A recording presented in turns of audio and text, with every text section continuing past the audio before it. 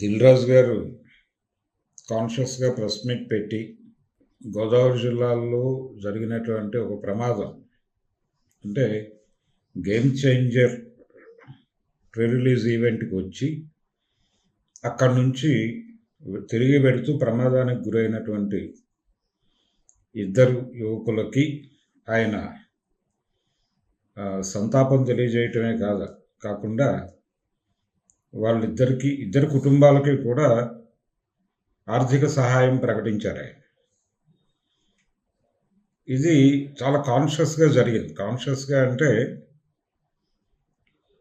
సంధ్యా theatre incident cinema వాళ్ళ మీద కొంత ప్రభావం చూపించిన మాట వాస్తవం. జనరల్గా ఇలాంటివి దులిపేసుకుని వెళ్ళిపోయేటువంటి పరిస్థితిలో ఉంటారు, కానీ ఇది దులిపేసుకుని వెళ్ళిపోయే పరిస్థితి కాదు అనే విషయాన్ని వాళ్ళ బుర్రల్లోకి ఇంజెక్ట్ చేయడంలో రేవంత్ రెడ్డి గారు చాలా సక్సెస్ అయ్యారనేది అనిపించింది నాకు దిల్ రాజు గారి ప్రెస్ మీట్ చూసిన తర్వాత. ఇది ఒక అంశం అయితే, ఈ టికెట్ రేట్ల పెంపు గురించి ఆయన మాట్లాడుతూ ఇతర ప్రాంతాల్లో ఈ హైకులు ఉన్నాయా అని ఒక ప్రశ్న వచ్చింది ఆయన ముందుకి. వచ్చినప్పుడు లేవు అని చెప్పారు ఆయన.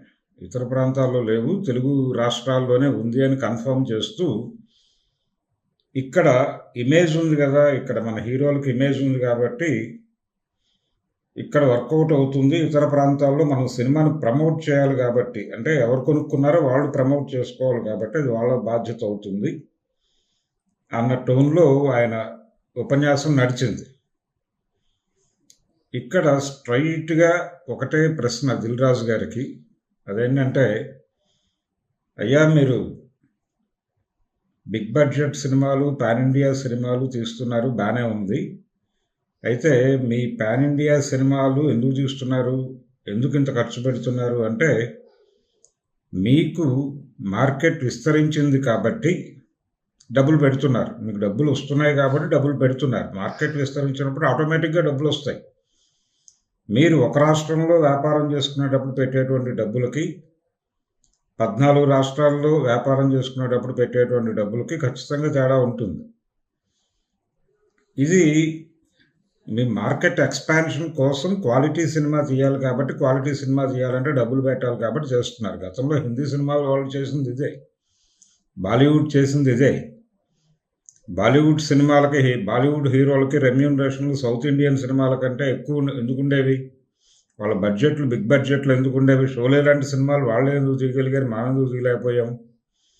మనం భారీ బడ్జెట్ అంటే భీభత్సమైన కథలు తయారు చేసుకుని కూడా ఏదో చిన్న బడ్జెట్లో ఎలా నడిపించేయాలి అన్న టోన్లో మన చిత్రీకరణలు నడిచిన విషయం అందరికీ తెలుసు. ఎందుకు జరిగింది అలాగా అంటే లిమిటేషనే, మార్కెట్ లిమిటేషన్ వలన అలా జరిగింది. అయితే ఇప్పుడు మీరు ఈ మార్కెట్ లిమిటేషన్ లేదు, ఇప్పుడు మీరు గ్లోబల్ మార్కెట్కి వెళ్ళిపోతున్నారు. ఈ గ్లోబల్ మార్కెట్కి వెళ్ళిపోతున్నప్పుడు మీ సినిమాలను విదేశీ భాషల్లో కూడా అనువదించండి. విదేశీ భాషల్లో కూడా అనువదించి మీ సినిమాల మీరు తీసుకునేటువంటి పాయింట్, అది లోకల్ పాయింటే కావచ్చు, కానీ దాన్ని గ్లోబల్ లెవెల్లో చెప్పగలిగితే సినిమాలకు డబ్బులు వచ్చేస్తాయి. కానీ మీరు అలా అనుకోవడం లేదు. మీ సబ్జెక్టు మీద మీకు నమ్మకాలు లేక 3 రోజులు 4 రోజుల్లోనే సినిమాలని ముగించేయాలనుకుంటున్నారు, ఆడియన్స్కి ఆప్షన్ లేకుండా.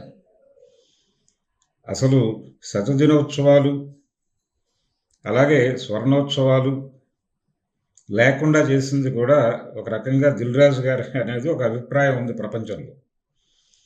అదేంటంటే, ఆడియన్స్ సినిమాలలో నష్టాలను నివారించడం కోసం ఆడియన్స్కి ఆప్షన్ లేకుండా చేసి, ఏదైనా పెద్ద హీరో సినిమా రిలీజ్ అయ్యేటప్పుడు సినిమాకి గ్యాప్ ఇచ్చి, పెద్ద హీరోల సినిమాలకు గ్యాప్ ఇచ్చి, ఒక పెద్ద హీరో సినిమా రిలీజ్ అవుతున్నప్పుడు ఇంకొక పెద్ద హీరో సినిమా రిలీజ్ కాకుండా దాన్ని హోల్డ్ చేసి 10 రోజులు 15 రోజులు ఇలా రిలీజులు ప్రాపర్గా ప్లాన్ చేసి దేశంలో ఉన్న అన్ని థియేటర్స్లోనూ ఈ సినిమాయే రిలీజ్ చేసి ఆడియన్స్కి ఆప్షన్ లేకుండా చేసి, సినిమాకి వెళ్ళాలనుకుంటే చచ్చినట్టు ఈ సినిమాయే చూసేటువంటి ఒక కాంట్ బట్ సిచ్యుయేషన్ క్రియేట్ చేసి డబ్బులు వసూలు చేసేటువంటి కార్యక్రమం ప్రారంభించింది దిల్ రాజు గారు అనేది ఒక అభిప్రాయం చాలా సందర్భాల్లో చర్చకు వచ్చినటువంటి సందర్భం అందరికీ తెలుసు.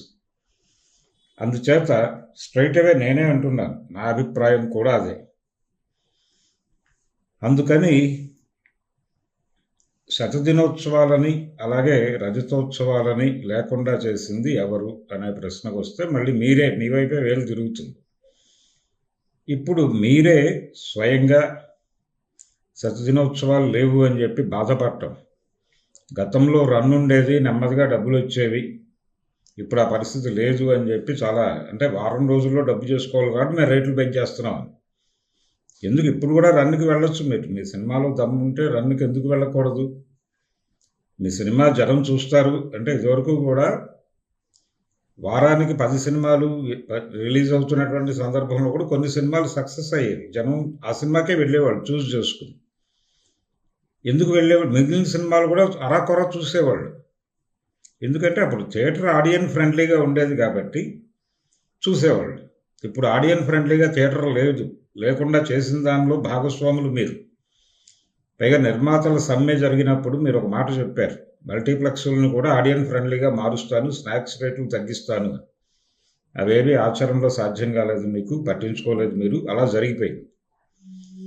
ఇప్పుడు మీరు ఈ సద్దినోత్సవాలు లేవు, రన్ లేదు కాబట్టి టికెట్ల రేట్లు పెంచుతామని మాట్లాడటం చాలా దారుణం.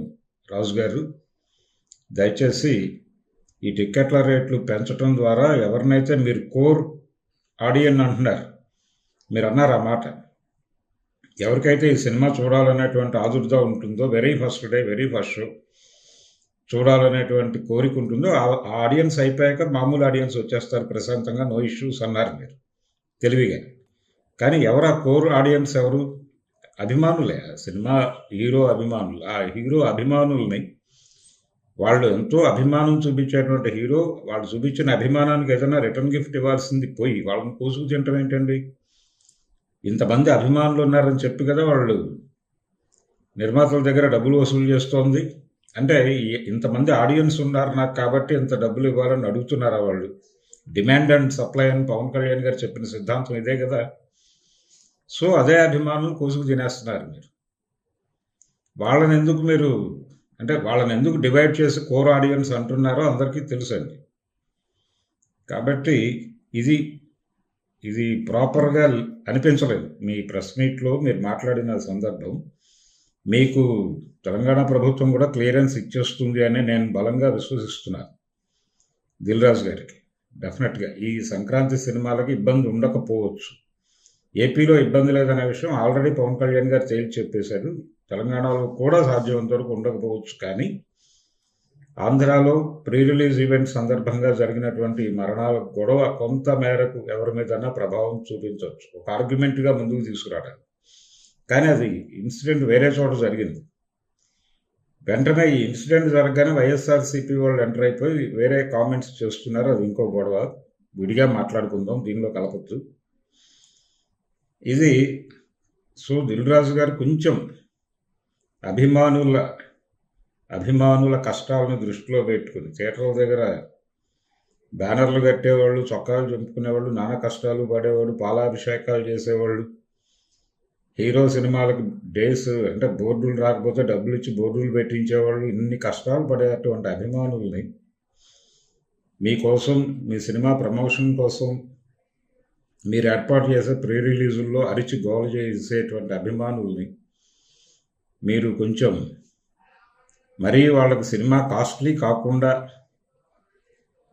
చూడాల్సినటువంటి అవసరం ఉంటుంది కదా. ఒక్కసారి ఆలోచించండి.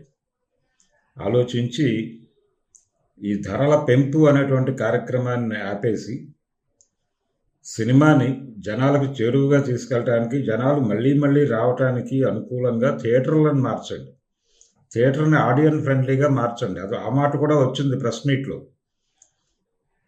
మీట్లో ఒకరు అడిగారు, థియేటర్స్ ఆడియన్ ఎన్వీగా ఉన్నాయి, అందుకని జనాలు మళ్ళీ రావడానికి భయపడుతున్నారు, జనాలు మళ్ళీ మళ్ళీ వచ్చే వాతావరణం మీరు కల్పించండి అన్నప్పుడు మీరు ఈ మాట చెప్పారు. Core audience, non core audience అని చెప్పి ఒక సిద్ధాంతం చెప్పారు.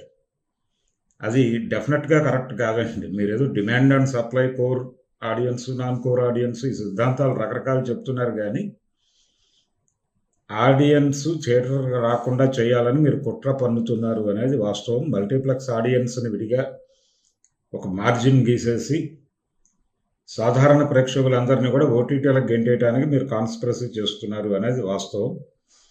కాబట్టి ఓపెన్గా ఉండండి. సినిమాలని చూసేటువంటి సినిమాని సామాన్యుడు కూడా చూసేటువంటి అవకాశం, థియేటర్లో చూసేటువంటి అవకాశాన్ని తప్పించకండి దయచేసి. ప్రభుత్వాలు మీకు అనుకూలంగా ఉన్నాయి కాబట్టి మీరు ఇష్టం వచ్చిన నిర్ణయాలు తీసుకుని సాధారణ ప్రేక్షకుల్ని వేధించే, ఏడిపించే, అభిమానుల గొంతులు కోసుకు తినేటువంటి కార్యక్రమాలు విరమించుకుంటే మంచిదని చెప్పడం కోసమే ఈ వీడియో చేస్తున్నాను.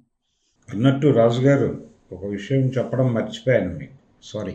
అదేంటంటే దీన్ని కుమ్మక్కు రిలీజులు అనేవాళ్ళం ఆ రోజుల్లో. ఏది ప్రతి హీరో సినిమాకి, అంటే హీరోల సినిమాలు పోటాపోటీగా రిలీజ్ అయ్యేవి కోడి పందాలలాగా. అలా దాని మీద బెట్టింగ్లు కట్టుకునేవాళ్ళు. ఈ హడావిడిని రద్దు చేసి మీరు అందరి హీరోల సినిమాలని ఒక సిస్టమేటిక్ వేలో అమర్చి ఏ సినిమా తర్వాత ఏది వేయాలి అనేది ఒక రూట్ మ్యాప్ ఇచ్చేసి కుమ్మక్కు రిలీజులు అనే ఒక పద్ధతిని అడాప్ట్ చేసింది కూడా మీరే కదా, మీ ఆధ్వర్యంలోనే కదా. అంటే సినిమాల నష్టాలను నివారించడం కోసం మీరు చేశారు ఆ పని, కాదంటలేదు. మీ ఆలోచన తప్పని నేను అనటం లేదు. నష్ట నివారణ చర్యల్లో భాగంగా మీరు మరికొంతమంది, ఆ రోజుల్లో దాసరి గారు అనేటువంటి ఆ నలుగురు కావచ్చు, మీరందరూ కలిసి తీసుకున్న నిర్ణయమే. మీరు ఒక్కళ్ళు ఎలా తీసుకుంటారండి ఇండస్ట్రీ నిర్ణయాలు? మీరంటే మీరని కాదు, ఇండస్ట్రీ పెద్దలు మీరందరూ కలిసి అలా కుమ్మక్కు రిలీజులు అనేటువంటి ఒక కాన్సెప్ట్ తీసుకొచ్చి పక్క సినిమా, అంటే ఈ హీరో సినిమా రిలీజ్ అయిపోయి వేరే సినిమా హీరో రిలీజ్ అయ్యే లోపు